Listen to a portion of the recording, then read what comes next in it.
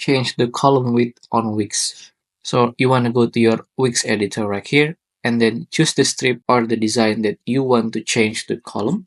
For example, I want to change the width column of this strip right here. You can just click on it and then click again until this strip type is appear. And then right here on this green one, you can just click on it and unstretch it. So the strip size is equal as the size of the others. And you can also stretch it again by clicking on the screen, and just like that. You can also customize the margin of it.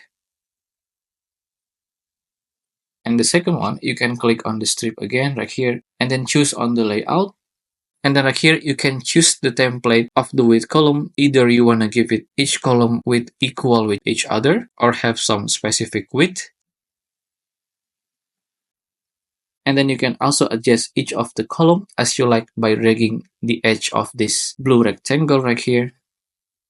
And there you go. If you adjust one of the column, the other column will automatically adjust it too.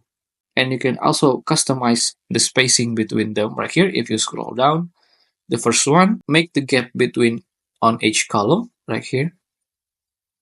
And then the second one on padding right here is can make the gap between the column and the strip edge. And just like that.